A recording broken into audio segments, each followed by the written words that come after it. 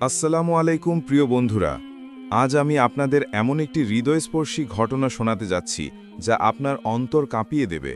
এজন্য অনুরোধ করছি ঘটনাটি শেষ পর্যন্ত মনোযোগ দিয়ে শুনবেন। এই কাহিনীতে আছেন সালিহ নামের এক ধনী কিন্তু অহংকারী ব্যক্তি, যিনি আল্লাহর কিতাব কোরআনের প্রতি অসম্মান দেখাতেন এবং নিজের ধার্মিক স্ত্রীর ওপর অমানবিক জুলুম করতেন। কিন্তু আল্লাহ সুবহানাহু ওয়া তাআলা জালিমকে কখনো ছেড়ে দেন না। অবশেষে তার জুলুমের ভয়াবহ পরিণতি হল সে এক ভয়ঙ্কর কুকুরে রূপান্তরিত হল।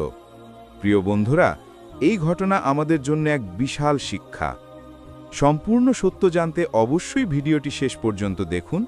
ভিডিওটি ভালো লাগলে একটি লাইক দিন, আর যদি আমাদের চ্যানেলে নতুন হয়ে থাকেন তাহলে এখনই লাল সাবস্ক্রাইব বাটনে ক্লিক করুন এবং পাশে থাকা বেল আইকনটি অন করে রাখুন।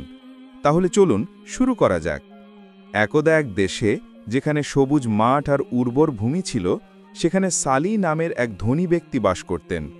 সালিহ ছিলেন অত্যন্ত অহংকারী এবং কঠোর হৃদয়ের মানুষ। তার ধনসম্পদের কোনো কমতি ছিল না, কিন্তু তার মনে ছিল না আল্লাহর ভয়। তার স্ত্রী ফাতিমা ছিলেন তার সম্পূর্ণ বিপরীত। ফাতিমা ছিলেন অত্যন্ত ধার্মিক, বিনয়ী এবং কোরআন পাঠে নিবেদিতা। তার দিন শুরু হতো ফজর নামাজ আর কোরআন তেলাওয়াত দিয়ে, আর শেষও হতো আল্লাহর স্মরণে। গ্রামের সবাই ফাতিমাকে একজন নেককার ও ধৈর্যশীলা নারী হিসেবে চিনত। সালেহ তার স্ত্রীর এই ধার্মিকতা পছন্দ করতেন না। তার মনে হতো ফাতিমার কোরআন পাঠ আর ইবাদত তার আধুনিক জীবনযাত্রার পথে বাধা। সে চাইত ফাতিমা তার ধন সম্পদের প্রদর্শনীতে তার সাথে যোগ দিক আর বিলাসবহুল জীবনযাপন করুক। কিন্তু ফাতিমা জানতেন যে দুনিয়ার ভোগ বিলাস ক্ষণস্থায়ী আর আখেরাতের অনন্ত জীবনই আসল। তাই তিনি তার ইবাদত ও দ্বীনি জীবন থেকে এক চুলও সরতে রাজি ছিলেন না। সালিহ প্রায়শই ফাতিমাকে কোরআন পড়তে বারণ করত। যখনই ফাতিমা কোরআন খুলতেন, সালিহ কোনো না কোনো অজুহাতে তাকে বিরক্ত করত, অপমান করত, এমনকি কখনো কখনো শারীরিকভাবেও নির্যাতন করত। ফাতিমা নীরবে সব সহ্য করতেন আর আল্লাহর কাছে প্রার্থনা করতেন যেন তার স্বামীকে হেদায়েত দান করেন। তার বিশ্বাস ছিল ধৈর্য ধারণ করলে আল্লাহ অবশ্যই তার প্রতি রহম করবেন। একদিন ফাতিমা তার প্রিয় কোরআন হাতে নিয়ে ফজরের পর তেলাওয়াত করছিলেন। তার কণ্ঠস্বর ছিল মধুমাখা, যা শুনে মনে প্রশান্তি আসত। কিন্তু সালিহ এই পবিত্র আওয়াজ শুনে বিরক্ত হল। সে রেগে গিয়ে ফাতিমার হাত থেকে কোরআন ছিনিয়ে নিল এবং ছুঁড়ে ফেলল। ফাতিমার চোখে পানি চলে এলো, কিন্তু তিনি কোনো প্রতিবাদ করলেন না। তিনি শুধু বললেন, আল্লাহ তোমাকে হেদায়েত দান করুন আমার স্বামী, এই কোরআন আল্লাহর কালাম, এর অসম্মান করো না। সালিহ তার কথায় কান দিল না। তার জুলুম দিন দিন বাড়তে লাগল। সে ফাতিমাকে ঘরের কোণে আটকে রাখত, ঠিকমতো খেতে দিত না, এমনকি তার সাথে কোনো ভালো ব্যবহারও করত না। ফাতিমার একমাত্র আশ্রয় ছিল তার দোয়া আর আল্লাহর ওপর ভরসা। তিনি জানতেন আল্লাহ জালিমদের পছন্দ করেন না এবং অবশ্যই তাদের বিচার করবেন। এক রাতে সালিহ তার বন্ধুদের সাথে মদ্যপান করে বাড়ি ফিরছিল। সে ছিল চরম নেশাগ্রস্ত। বাড়িতে ঢুকেই সে ফাতিমাকে খুঁজতে লাগল। ফাতিমা তখন তাহাজ্জুদ নামাজ পড়ছিলেন। সালিহ ফাতিমাকে দেখে আরও রেগে গেল। সে ফাতিমাকে চুলের মুঠি ধরে টেনে হিঁচড়ে বাইরে নিয়ে এলো। সে ফাতিমাকে গালিগালাজ করতে লাগল এবং বলল, আমি দেখতে চাই তোমার আল্লাহ কিভাবে তোমাকে বাঁচান। ফাতিমা সেই রাতে অনেক কাঁদলেন। তিনি আল্লাহর কাছে ফরিয়াদ করলেন, হে আল্লাহ, তুমি ছাড়া আমার আর কেউ নেই। আমি তোমার কিতাবের উপর জুলুম সহ্য করছি, কিন্তু আমি এই জুলুম আর সহ্য করতে পারছি না। তুমি তোমার কুদরতে আমাকে সাহায্য করো। ফাতিমার দোয়া আল্লাহ কবুল করলেন। সেই রাতে সালেহের জীবনে এক অদ্ভুত ঘটনা ঘটল। যখন সালেহ ঘুমাচ্ছিল, তখন সে এক ভয়ঙ্কর স্বপ্ন দেখল। সে দেখল সে এক নির্জন স্থানে একা দাঁড়িয়ে আছে আর তার চারপাশে হিংস্র কুকুররা ঘিরে ধরছে। কুকুরগুলো তাকে কামড়াচ্ছিল আর সে অসহায়ভাবে চিৎকার করছিল। হঠাৎ তার শরীর পরিবর্তন হতে লাগল। তার হাত পা ছোট হয়ে গেল, লোম গজাতে শুরু করল আর তার মুখ কুকুরের মতো হয়ে যেতে লাগল। সে নিজেকে একটা কুকুরে রূপান্তরিত হতে দেখল। ঘুম ভাঙার পর সালিহ ঘামে ভিজে গেল। সে আতঙ্কে কাঁপছিল, কিন্তু সে তার স্বপ্নকে গুরুত্ব দিল না। সে ভাবল, এটা হয়তো অতিরিক্ত মদ্যপানের ফল।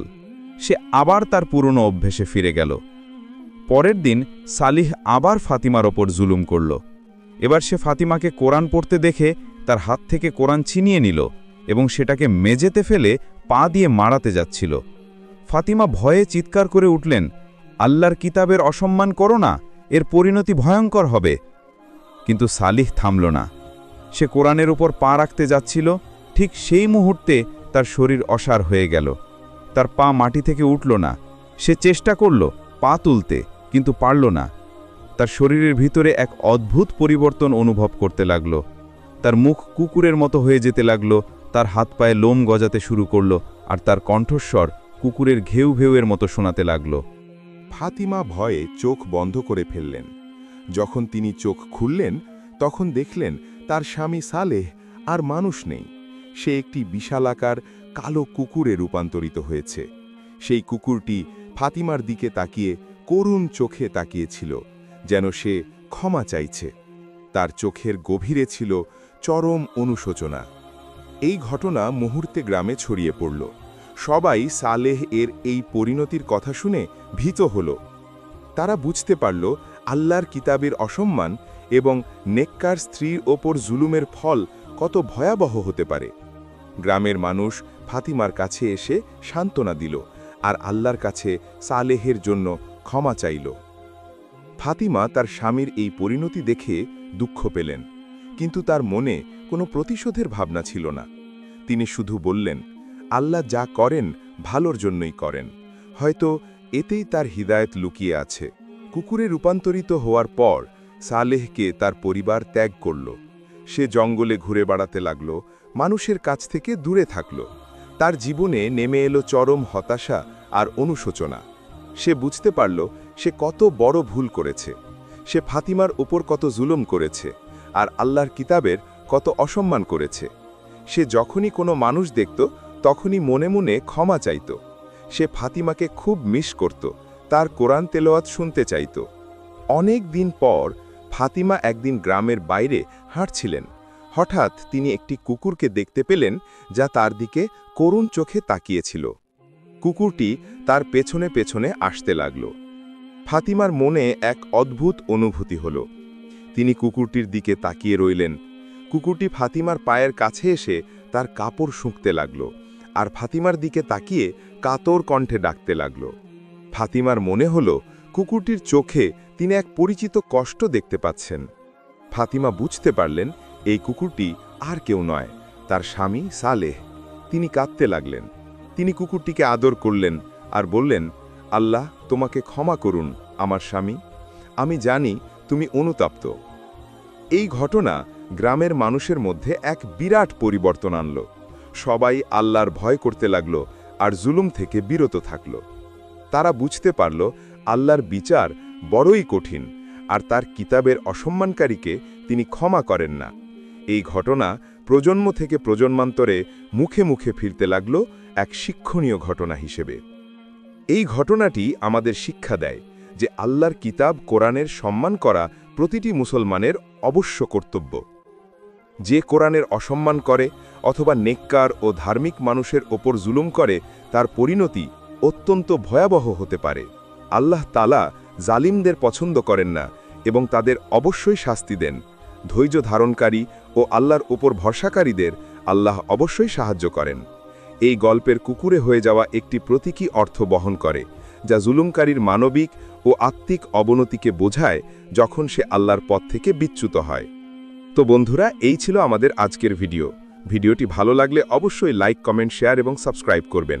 এবং ভিডিওটির বিষয়ে আপনাদের যদি কোনো মতামত থাকে তাহলে অবশ্যই কমেন্ট করে জানাবেন। দেখা হবে পরবর্তী ভিডিওতে। আল্লাহ হাফিজ।